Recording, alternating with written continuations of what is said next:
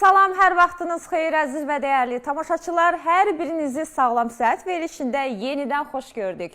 Xüsusən də xanım izləyicilər ekrana yaxın əyləşin. Çox maraqlı bir mövzu ilə sizin qarşınızdayıq. Bugün biz üzdə yaranan ləkələr və bu ləkələrə doğru yanaşma ilə bağlı maraqlı bir söhbət sizi gözləyir. Suallarımızı dermatoloq, kosmetoloq Günay Rauf cavablandıracaq.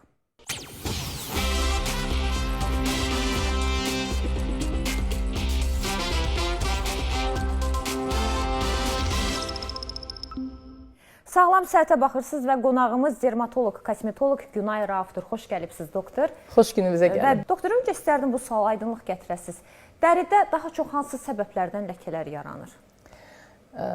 Deməli, ləkə ümumiyyətlə hər hansı bir prosesin nəticəsi hesab olunur. Yəni, ikincili dəri əlamətidir.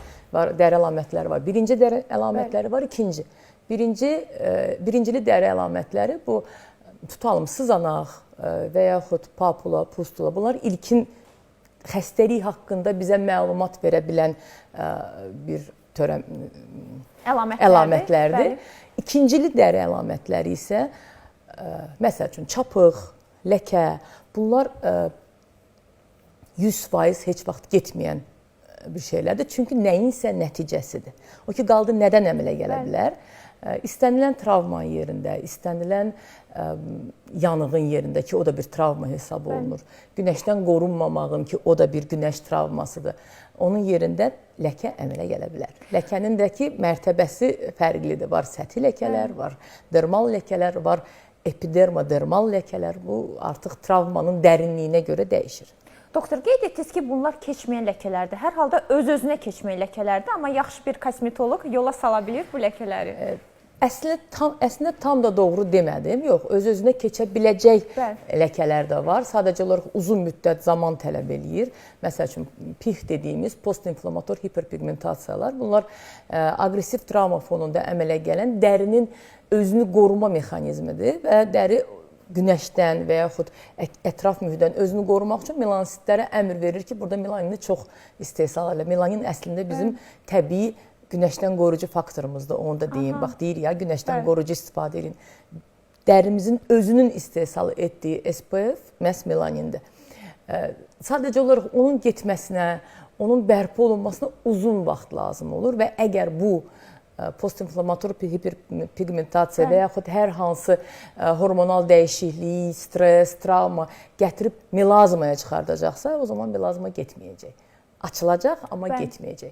O ki, qaldı sizin sualınızda, bəli, müdaxilələrlə, düzgün müdaxilələrlə, yerində müdaxilələrlə ləkənin rəngini açmaq da olar, aparmaq da olar. Çünki bunu qeyd etdiniz, bu çox önəmlidir. Bununla bağlı ayrıca suallarım olacaq. Daha səthi bir ləkəni aparmaq üçün yanlış bir müdaxilə o ləkənin qat-qat tündləşməsinə səbəb olur ki, sonra sizin kimi kosmetoloqlarda bir xeyli əziyyət çəkirsiniz, doktor. Bəli, əziyyət çəkirik. Çünki ilk etapda hətta bəzən pasiyent müraciət edəndə deyirik ki, bu ləkə ehtiyac yoxdur bu ləkə ilə işləməyə. Bu zaman içində açılacaq və yaxud bir ton fərqi var. Buna toxunmağa ehtiyac yoxdur. Pasiyentlər sözümüzə baxmır. O pasiyentlərə nə demək istəyərdiniz efir vasitəsilə, doktor? Valla, birincisi, gəlin açıq danışaq da, zamanə belə biznes zamanəsidir, düzdürmü? Heç kəs heç nəyi.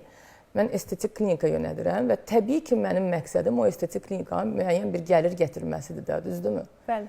Əgər mən deyirəmsə buna ehtiyac yoxdur, mən haradasa öz marağımdan, öz maddi marağımdan keçmiş oluram, düzdürmü? Deyirəmsə yoxdur, deməli ehtiyac yoxdur da, eləməyin. Eləyib, sonra daha böyük sərmayə yatırmağına gətirib çıxardır pasiyentin. Sonra da deyirlər, Günay xanım, 2 seansa keçəcəkmi? Elə pasiyentlər də var. O da olmur da. Ləkəyə ümumiyyətlə insan psixiki statusunu normada saxlamalıdır. Özü ilə barışıq yaşamağı öyrənməlidir.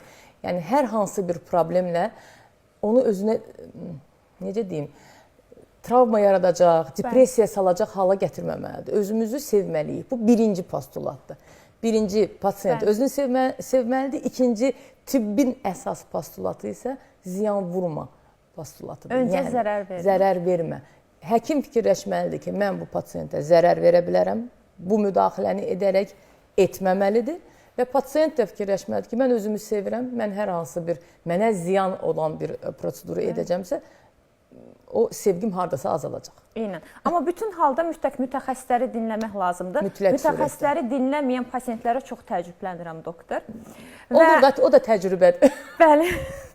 Və başqa bir sualla istəyərdim davam edək. Günay xanım, bəzi insanlar deyirlər ki, mənim dərim ləkəyə həssasdır. Məndə çox tez ləkə yaranır və o ləkə uzun müddət getmir, yaxud çox gec gedir. Adam da var deyir ki, yox, mənim dərim heç ləkə saxlamır. Bu nə ilə bağlıdır daha çox? Bu əsl nümunəniz o barədə mənəm. Yəni, mən pasiyentlərə dönə-dönə həmişə efirdən də, Instagram səhifədən həmişə deyirəm ki, SPF krem istifadə edin, günəşdən qoruyucu krem istifadə edin, amma mən onu istifadə eləmirəm. Niyə istifadə edirəm? Ona görə yox ki, sadəcə olaraq tənbələm, amma Allah üzümə baxıb ki, mənim genetik yapım elədir ki, məndə melanin sintezi aktiv deyil. Məndə ləkələnməyə doğru getmir. Amma bu da müəyyən vaxta qədər daha. Müəyyən yaşdan sonra artıq oksidativ stres elə səviyyəyə gəlib çıxacaq ki, təbii olaraq yaşla əlaqəli ləkələr əmələ gəlməyə başlayacaq. O zaman yəqin ki, SPF-ə artıq başlayacağam. Amma pasiyentlərə də deyirəm, mən dediyimi eləyin, amma mən elədiyimi eləməyin. Genetik yatımlılıq, əgər bizim dərimiz ləkələnməyə meyillidirsə, burada ya hormonal dəyişiklik rol oynayacaq. Məsəl üçün, hamiləlik dönəmində heç vaxt ləkə salmayan pasiyentlərin, xanımların üzündə ləkə əmələ gələ bilər. Çünki hormonal dəyişiklik baş verir, dərinin həmən bu hormonal dəyişiklik fonunda günəşə həssaslığı dəyişir və melanositlərin aktivliyi artır. Melanin nədir? Melanosit adlandırılan hüceyrənin ifrazatıdır da, yəni zülalıdır, hansı ki bizim dərimizə rəng verir və onun miqdarından asılı olaraq insan ya ağ olur, ya qara olur və yaxud onların arasında olan o şkalaya görə bölünür. Hətta belə deyək, albinos deyə bir insanlar var, hansılarda ki melanin yoxdur, amma onlarda da melanositlərin miqdarı ən qara insanın dərisində olan miqdar hüceyrəni sayılır, eynidir. Sadəcə olaraq birində hüceyrə aktivdir, birində hüceyrə aktiv deyil. Və bu həm genetik yatımlılıq, həm stres faktorudur ləkə əmələ gəlməsində rol oynayır. Elə, doktor? Bəli, stres faktoru da çox təsir edən bir şeydir. Hətta bəzən, məsəl üçün, stres fonunda insanlar əlini qaşıyır, üzünü qaşıyır və onun yerində ləkə əmələ gəlir. Bu özü də göstərir ki, stres faktoru və travma bizim ləkə əmələ gəlmə mexanizmimizdə ən birinci düşmənlərimizdir.